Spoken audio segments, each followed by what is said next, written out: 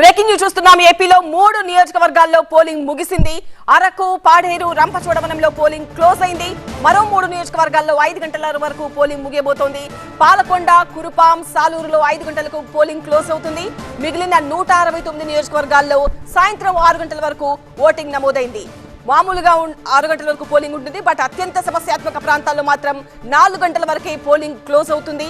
సమస్యాత్మక ప్రాంతాల్లో సాయంత్రం 5 గంటల వరకు పోలింగ్ క్లోజ్ అవుతుంది. మిగతా ప్రాంతాల్లో సాయంత్రం 6 గంటల వరకు ఓటు వేసే అవకాశం కనిపిస్తోంది.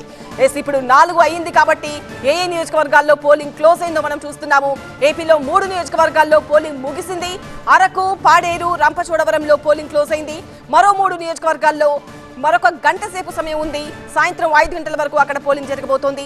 పాలకొండ, కురుపాం, సాలూరులో 5 గంటలకు పోలింగ్ క్లోజ్ అవుతుంది. ఇక మిగిలిన 169 నియోజకవర్గాల్లో సాయంత్రం 6 గంటల వరకు ఓటింగ్ కొనసాగుతుంది.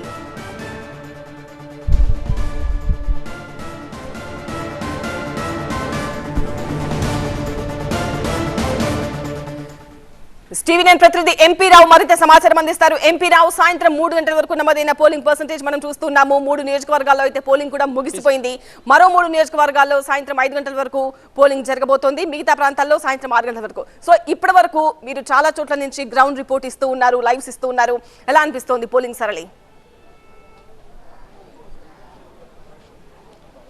అంటే గతంలో 2019 ఎన్నికలతో పోల్చుకుంటే ఈసారి ఎన్నికల్లో భారీగానే ఓటింగ్ శాతం నమోదవుతుందని కూడా మనం అర్థం చేసుకోవచ్చు. ఎందుకంటే ఇప్పుడు సమయం 4 గంటలైంది. నేను విజయవాడలోని ఒక మున్సిపల్ హై స్కూల్ దగ్గర ఉన్నటువంటి పోలింగ్ స్టేషన్ దగ్గర ఉన్నాను. ఇంకా ఈ క్యూ లైన్ చూసినట్లయితే ఎంతమంది ఓటర్లు తమ ఓటు హక్కు వినియోగించుకునేందుకు ఇంకా క్యూ లైన్లో వేచి ఉన్నారనేది మనకు అర్థమవుతుంది. దీన్ని బట్టే ఓటింగ్ సరళి ఎలా ఉన్నది అనేది కూడా మనకు అర్థమవుతుంది. మధ్యాహ్నం 3 గంటల వరకు చూసినట్లయితే రాష్ట్ర వ్యాప్తంగా 55.49% ఓవరాల్గా అంటే అన్ని జిల్లాల్లోని 26 జిల్లాల్లోనూ కలిపి 55.49% పోలింగ్ నమోదైంది. ఉదయం తెల్లవారుజామున 6 గంటల నుంచే కూడా పెద్ద ఎత్తున ఓటర్లు పోలింగ్ కేంద్రాలకు చేరుకుని తమ ఓటు హక్కు వినియోగించుకునేందుకు వచ్చారు. అయితే ఇప్పుడు చూసినట్లయితే దాదాపుగా ఒక ½ కిలోమీటర్ మేర క్యూ లైన్ ఉంది. ఇంకా చాలామంది వేచి ఉన్నారు. 6 గంటల వరకు పోలింగ్ ముగిసే పోలింగ్ స్టేషన్ వద్ద ఉన్నాను నేను. అయినప్పటికీ కూడా ఇక్కడ ఉన్నటువంటి క్యూ లైన్ చూసినట్లయితే ఖచ్చితంగా 6 గంటలకల్లా వీరందరికీ కూడా ఓటు వేసేటటువంటి అవకాశం కూడా ఉండదు. అయినప్పటికీ కూడా క్యూ లైన్లో ఉన్నటువంటి వారందరికీ 6 గంటల లోపు క్యూ లైన్లో ఉన్నటువంటి వారందరికీ కూడా ఓటు వేసేటటువంటి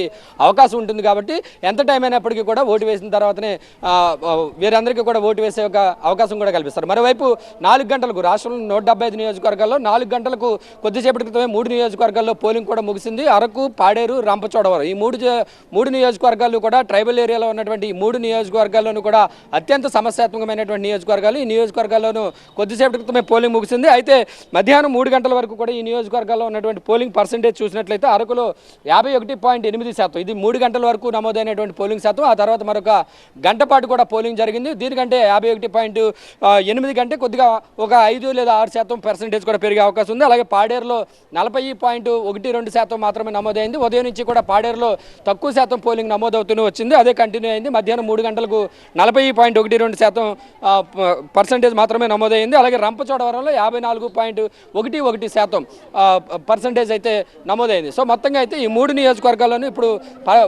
పోలింగ్ ముగిసింది. మరొక 3 నియోజకవర్గాల్లో సాయంత్రం 5 గంటలకు పాలకొండ, కురుపాం, సాలూరు ఈ 3 నియోజకవర్గాల్లోనూ కూడా సాయంత్రం 5 గంటలకు పోలింగ్ అయితే ముగుస్తుంది. పోలింగ్ సమయానికి ముందు వచ్చేటటువంటి వారందరికీ కూడా ఖచ్చితంగా ఓటు వేసేటటువంటి అవకాశం కల్పిస్తామని చెప్పేసి కూడా ఎన్నికల అధికారులు అయితే చెప్తున్నటువంటి పరిస్థితి. రాష్ట్ర వ్యాప్తంగా గత ఎన్నికల్లో 79.5% ఓటింగ్ నమోదైంది. ఈసారి దానికంటే ఎక్కువగానే నమోదయ్యే అవకాశం ఉందని చెప్పేసి ఎన్నికల కమిషన్ అధికారులు మొదటి నుంచి కూడా అంచనా వేసుకుంటూ వస్తున్నారు. దానికి తగ్గట్టుగానే ఈ రోజు ఉదయం నుంచి కూడా ఒక విజయవాడలోనే కాదు రాష్ట్రంలోని చాలా చోట్ల పెద్ద ఎత్తున ఓటర్లు ఉదయం నుంచే కూడా పోలింగ్ కేంద్రాలకు చేరుకుని ఓటు వేసేందుకు వచ్చినటువంటి పరిస్థితి. అదేవిధంగా కూడా పర్సెంటేజ్ కూడా నమోదవుతూ వచ్చింది. సో మరొక 2 గంటల సమయం ఉంది కాబట్టి ఈ 2 గంటల్లోనూ కూడా అంటే మధ్యాహ్నం 3 గంటల వరకు కూడా 55% నమోదైంది. ఆ తర్వాత మరొక 3 గంటలు అంటే 3 నుంచి 6 గంటల వరకు మరొక 3 గంటలు ఉంది కాబట్టి ఖచ్చితంగా గత ఎన్నికల్లో నమోదైనటువంటి పోలింగ్ను బీట్ చేస్తాం ఈసారి పర్సెంటేజ్ అని చెప్పేసి కూడా అధికారులు అయితే అంచనా వేస్తున్నటువంటి పరిస్థితి. మొత్తంగా పోలింగ్ కేంద్రం లోపల ఇంకా పటమట్లో ఉన్నటువంటి ఈ పోలింగ్ సెంటర్ వద్ద దఫదఫాలుగా అంటే కొద్ది మందిని ఒకసారి ఒక 20 మందిని, ఆ తర్వాత మరొక 25 మందిని ఆ విధంగా లోపలికి పంపిస్తున్నారు. ఎందుకంటే లోపల కొంచెం కంజెస్టెడ్గా ఉండడం వల్ల ఓటు వచ్చేటటువంటి వారికి ఎలాంటి ఇబ్బంది కలగకుండా మళ్ళీ పోలింగ్ లోపల ఎలాంటి ఇబ్బంది లేకుండా ఉండేందుకు పోలీసుల దగ్గర నుండి మొత్తం 1 by 1 లోపలికి పంపిస్తున్నటువంటి పరిస్థితి.